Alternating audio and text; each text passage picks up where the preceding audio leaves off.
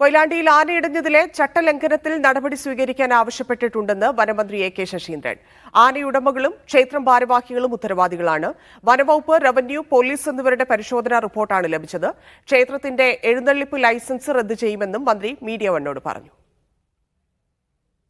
പ്രകടമായി തന്നെ നാട്ടാന പരിപാലന ലംഘനത്തിലെ ചട്ടങ്ങൾ ലംഘിച്ചിട്ടുണ്ട് എന്ന് ബോധ്യമുണ്ട്. അതിൻ്റെ അടിസ്ഥാനത്തിൽ നിയമ നടപടികൾ അവർ സ്വീകരിച്ചു വരികയാണ്.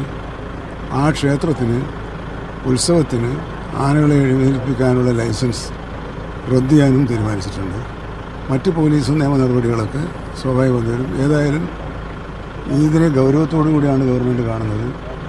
ഒന്ന് ആനയുടെ ഉടമസ്ഥൻ വരും, രണ്ട് ക്ഷേത്രം ഭാരവാഹികൾ വരും. ഇവർ രണ്ടുപേരും ഉത്തരവാദിത്തമാണ്. ഇക്കാര്യത്തിൽ ഒരുപോലുള്ള ഉത്തരവാദിത്തമാണ്. ഈ നിയമം പാലിക്കാതെ എഴുന്നള്ളിക്കാൻ പറ്റില്ല എന്ന് ക്ഷേത്രം ഭാരവാഹികൾ നിലപാടെടുക്കുക, ഉടമസ്ഥന്മാർക്ക് എടുക്കാമല്ലോ. അപ്പോൾ ഇവർ ശ്രദ്ധിക്കേണ്ടവർ ജാഗ്രത കാണിച്ചില്ല. പിന്നെ വെടിക്കെട്ടുണ്ടായതിന് ആകസ്മികമായ സംഭവമാണെന്ന് പറഞ്ഞാലും വെടിക്കെട്ട് നടത്തുമ്പോൾ പാലിക്കേണ്ട കാര്യങ്ങളും ഈ അകലമൊക്കെ പാലിക്കണമായിരുന്നു. അതിന് വേണ്ടത്ര ശ്രദ്ധ കാണിച്ചില്ല എന്നാണ്. കാരണം വെടിക്കെട്ട് കേട്ടാണ് ആനകൾ വരേണ്ടതെന്നാണ് പറയുന്നത്. പക്ഷെ അങ്ങനെ വരണ്ടെങ്കിലും ചങ്ങലുണ്ടായിരുന്നെങ്കിൽ ഇങ്ങനെ ഓടി ജനങ്ങളെ ബുദ്ധിമുട്ടിക്കില്ലായിരുന്നു. അപ്പോൾ ഏതായാലും വലിയ വീഴ്ച പറ്റിയിട്ടുണ്ട്. ആ വീഴ്ചക്കനുസരിച്ച് നിയമ നടപടികൾ സ്വീകരിക്കാനാണ് ഇപ്പോൾ തീരുമാനിച്ചിട്ടുള്ളത്. ഷിത ജഗത്ത് ചേരുന്നു. ഷിത, ഇന്നലെ തന്നെ നമ്മൾ ആ ദൃശ്യങ്ങളിൽ കണ്ടതാണ് ആനയുടെ ചവിട്ടേൽക്കുന്നത്. പോസ്റ്റ്മോർട്ടം റിപ്പോർട്ടും അതുതന്നെയാണ് വ്യക്തമാക്കുന്നതല്ലേ? ഒപ്പം തന്നെ വകുപ്പുകളുടെ റിപ്പോർട്ട് അനുസരിച്ച് എന്തൊക്കെ വീഴ്ചകൾ സംഭവിച്ചു എന്നാണ്? ധന്യ, ആ വിഷ്വലിൽ ദൃശ്യങ്ങളിൽ വ്യക്തമായിരുന്നു ഒരു സ്ത്രീ ആനയ്ക്കുള്ളിലേക്ക് വീഴുന്നത്. അപ്പോൾ തന്നെ അവിടെയുള്ള ആളുകൾ പറയുന്നുണ്ട്, അയ്യോ അവർ വീണല്ലോ എന്നുള്ള, ആനയ്ക്കടിയിലാണല്ലോ എന്നുൾപ്പെടെയുള്ള പറയുന്ന കാര്യങ്ങളുണ്ടായിരുന്നു.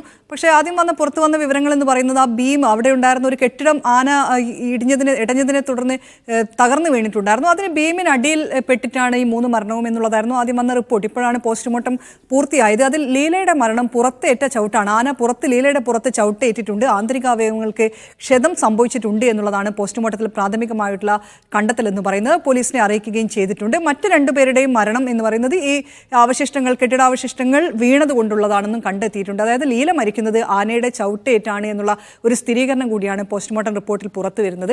അതിനൊപ്പം തന്നെ ഗുരുതരമായ ചട്ടലംഘനം ഈ ക്ഷേത്രത്തിന്റെ ഭാരവാഹികളുടെ ഭാഗത്തുനിന്നുണ്ടായി എന്നുള്ളതാണ് വനം വകുപ്പിന്റെ കണ്ടെത്തൽ. അതിന്റെ അടിസ്ഥാനത്തിലുള്ള റിപ്പോർട്ടാണ് വനമന്ത്രിക്ക് നൽകുകയും ചെയ്തിരിക്കുന്നത്. അതിന്റെ പകർപ്പ് നമുക്ക് ലഭിക്കുകയും ചെയ്തിട്ടുണ്ട്. അതിൽ പറയുന്നുണ്ട്, ഈ ആനയെ ഇടച്ചങ്ങല എന്നുള്ള കാര്യം അതിൽ പാലിച്ചിട്ടില്ല. എഴുന്നള്ളത്തിനെത്തുമ്പോൾ സ്വാഭാവികമായും ഇത്രയും ആളുകൾ വരുന്ന ഒരു ക്ഷേത്ര ഉത്സവമാണ്. അപ്പോൾ എന്തെങ്കിലും ഉണ്ടായാൽ ആനയെ പെട്ടെന്ന് നിയന്ത്രിക്കാൻ വേണ്ടി ഈ ഇടച്ചങ്ങല ഉപകരിക്കും. അത് ഇവിടെ ഉണ്ടായിട്ടില്ല എന്ന് ആ റിപ്പോർട്ടിൽ പറയുന്നുണ്ട്. അതിനൊപ്പം വെടിക്കെട്ട് ഒരു കാരണമായി ചൂണ്ടിക്കാണിക്കുകയും ചെയ്യുന്നുണ്ട്.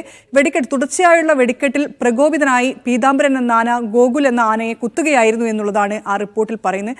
സ്വാഭാവികമായിട്ടും ക്ഷേത്രം ഭാരവാഹികൾക്ക് അതിൽ വീഴ്ച ഉണ്ടായിട്ടുണ്ട് എന്നുള്ള വിലയിരുത്തലും കണ്ടെത്തലും തന്നെയാണ് വനം വകുപ്പിന്റെ ഭാഗത്തുനിന്നുണ്ടായിട്ടുള്ളത്. അതിന്റെ അടിസ്ഥാനത്തിലുള്ള നടപടികളുമായി വനംവകുപ്പ് മുന്നോട്ട് പോകുന്നുണ്ട്. വനംവകുപ്പ് കേസ് രജിസ്റ്റർ ചെയ്യുന്നുണ്ട്. ഒപ്പം പോലീസ് കേസ് രജിസ്റ്റർ ചെയ്യുന്നുണ്ട്. ഒപ്പം തന്നെ ഈ ക്ഷേത്രത്തിന് ഇനി ഇങ്ങനെയുള്ള ഉത്സവത്തിന് എഴുന്നള്ളിപ്പ് ഉൾപ്പെടെയുള്ള കാര്യങ്ങൾ നൽകുന്ന ലൈസൻസ് റദ്ദാക്കാനുള്ള നിർദ്ദേശവും നൽകുകയും ചെയ്തിട്ടുണ്ട്. ശരി.